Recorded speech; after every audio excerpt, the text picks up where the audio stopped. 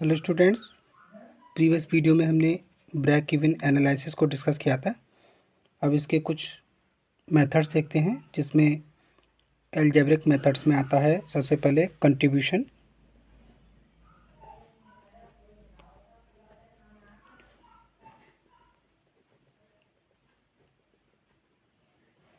जिसको हम अंशदान या दत्तांश कहते हैं।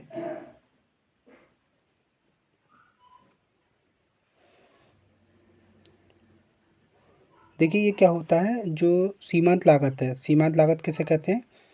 किसी समय उत्पादन की जाने वाली अंतिम इकाई को सीमांत इकाई कहते हैं और सीमांत इकाई की लागत को ही सीमांत लागत कहते हैं। सीमांत लागत से विक्रय मूल्य जितना अधिक होता है उसी को हम कंट्रीब्यूशन कहते हैं। कंट्रीब्यूशन की कैलकुलेशन कैसे करते हैं समझेंगे। Contribution is equal to sales minus variable cost.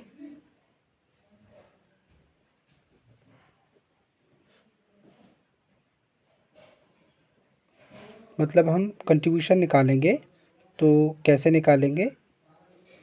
Sales में से वेरिएबल कॉस्ट को सब्ट्रैक्ट करके। मतलब सीमांत लागत से विक्रय मूल्य जितना अधिक होगा उसी को हम कंट्रीब्यूशन कहते हैं। इसको हम शॉर्ट में लिख सकते हैं ऐसे करके, C is equal to S minus V C. C for यहाँ पे कंट्रीब्यूशन है, S for sales minus V C for के लिए हमने यहाँ पे वेरिएबल कॉस्ट के लिए वी सी लिया है। अगर हमें कंट्रीब्यूशन पर यूनिट निकालना हो, कंट्रीब्यूशन पर यूनिट के लिए क्या करेंगे? तो यहाँ पे सेल्स भी पर यूनिट लेंगे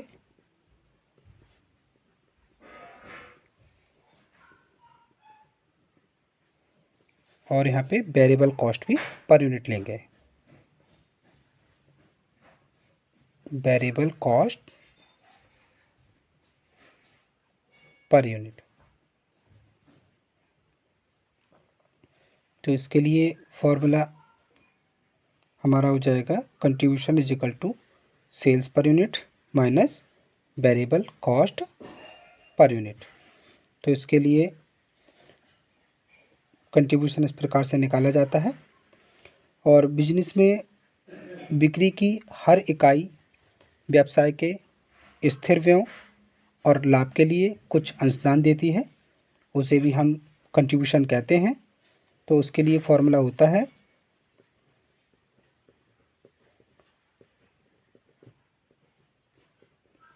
contribution is equal to fix cost plus profit. तो इस तरीके से भी हम कंट्रीब्यूशन निकाल सकते हैं। और दत्तांश के ये जो दोनों फार्मूले हैं, इन फार्मूलों को हम इक्वेशन में भी शो कर सकते हैं। देखिएगा इक्वेशन में कैसे करेंगे। Sales minus variable cost is equal to fixed cost plus profit. तो यहाँ हम शॉर्ट में कह सकते हैं S minus B C equal होगा एफ प्लस प्रॉफिट को शॉर्ट में लिख सकते हैं पी टी। अब इससे रिलेटेड एक क्वेश्चन देखते हैं।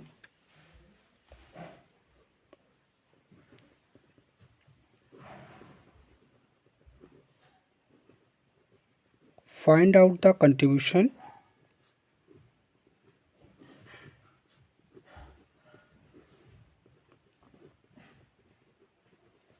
from the following information.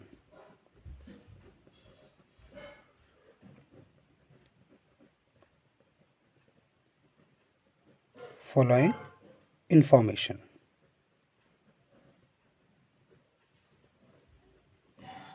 Question में टोटल सेल्स गिवन है।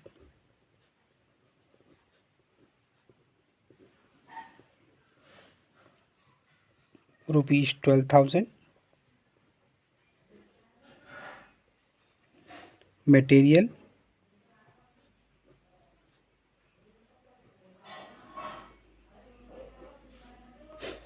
₹6,000। Labour ₹3,500। Direct expenses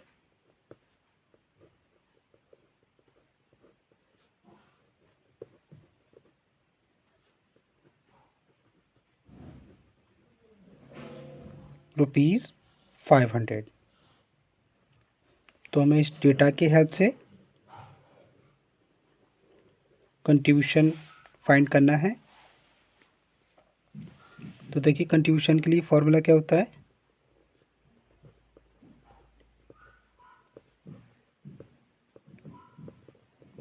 contribution is equal to sales minus variable cost. ये वाला फॉर्मूला अप्लाई करेंगे। Contribution is equal to sales minus variable cost.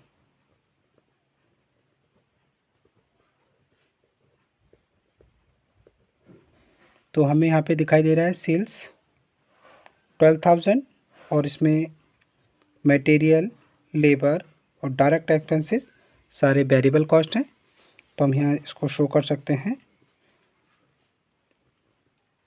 Sales 12,000 minus variable cost में इन material, labour और direct expenses तीनों को इसमें include कर लेंगे। 6,000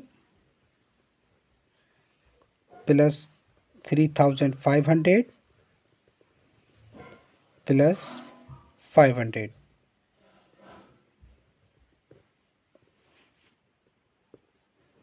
12,000। अब इसको प्लस कर लें तो ये हो जाएगा आपका, देखिएगा 6,000 प्लस 3,000 9 और 500 500 1,000 बन जाएगा। मतलब 10,000 आप सब्ट्रैक्ट कर लेंगे। तो इस टाइप से हमारे यहाँ पे कंट्रीब्यूशन की वैल्यू हो जाएगी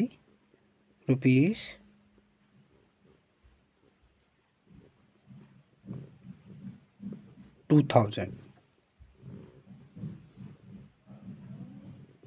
तो इस टाइप से हम कंट्रीब्यूशन की कैलकुलेशन कर लेते हैं। एक बार फिर से इसको रिकॉल करते हैं। देखिए कंट्रीब्यूशन, जिसको हम दत्तांश या अंशदान कहते हैं, ये सीमांत लागत से जो सेलिंग प्राइस हमारा जितना अधिक होता है वही हमारा कंट्रीब्यूशन होता है। किसी समय उत्पादन की जाने वाली अंतिम इकाई को हम सीमांत इकाई कहते हैं और सीमांत इकाई की लागत को सीमांत लागत कहते हैं। और सीमांत लागत से विक्रय मूल्य जितना अधिक होता है वही कंट्रीब्यूशन होता है। कंट्रीब्यूशन के लिए हम सेल्स में से वेरिएबल कॉस्ट सब्ट्रैक्ट करते हैं तो कंट्रीब्यूशन निकल आता है। और अगर हमें कंट्रीब्यूशन पर यूनिट चाहिए तो कंट्रीब्यूशन पर यूनिट के लिए सेल्स पर यूनिट में से variable cost per unit subtract करके भी हम कंट्रीब्यूशन पर यूनिट निकाल सकते हैं। बिजनेस में जो सेल्स होती है उसकी हर इकाई व्यवसाय के स्थिर व्यय के लिए और लाभ के लिए भी कुछ कंट्रीब्यूशन देती है, जिसके लिए हमने दूसरा फॉर्मूला अप्लाई किया है। Contribution is equal to fix cost plus profit.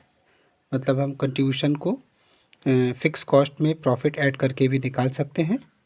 और इन दोनों फॉर्मूलेस को हमने एक इक्वेशन में रखा है कि अगर हम सेल्स में से वेरिएबल कॉस्ट सब्ट्रैक्ट करें और अगर फिक्स कॉस्ट में प्रॉफिट ऐड कर लें तो दोनों इक्वल होते हैं। इसलिए हमने यहाँ पे शॉर्ट में लिखा है सेल्स माइनस BC, मतलब sales minus variable cost is equal to fix cost plus profit मतलब एफ प्लस पीटी। तो इस प्रकार से हम कंट्रीब्यूशन की कैलकुलेशन कर पाते हैं। जैसा कि हमने क्वेश्चन में देखा था, total sales, material, labour, direct expenses given थे। तो यहाँ हमें कंट्रीब्यूशन निकालना था। कंट्रीब्यूशन के लिए formula sales minus variable cost लगाया है। तो यहाँ हमने मटेरियल, लेबर और डायरेक्ट एक्सपेंसेस इनको सबको वेरिएबल कॉस्ट मानकर सेल्स में से सब्ट्रैक्ट किया है। तो यहाँ पे कंट्रीब्यूशन की वैल्यू आई है 2000। अगर यहाँ क्वेश्चन में फिक्स कॉस्ट भी दे रखी होती तो हम सेल्स में से वेरिएबल कॉस्ट सब्ट्रैक्ट करके और फिक्स कॉस्ट सब्ट्रैक्ट करके यहाँ प्रॉफिट निकाल सकते थे। तो यहाँ पर हम जो दूसरा फार्मूला हमने अप्लाई किया है, contribution is equal to fix cost plus profit, तो उसकी हेल्प से, फिक्स कॉस्ट की हेल्प से प्रॉफिट निकाल लेते और प्रॉफिट की हेल्प से हम यहाँ पे कंट्रीब्यूशन निकालते। तो कंट्रीब्यूशन 2000 का ही इसमें निकल के आता।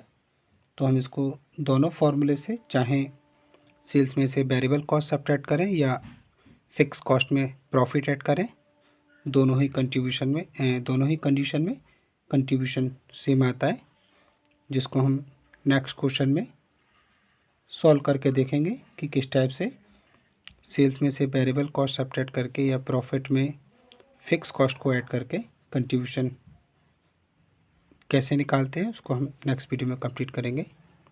आज की वीडियो के लिए इतना ही। Thank you very much students.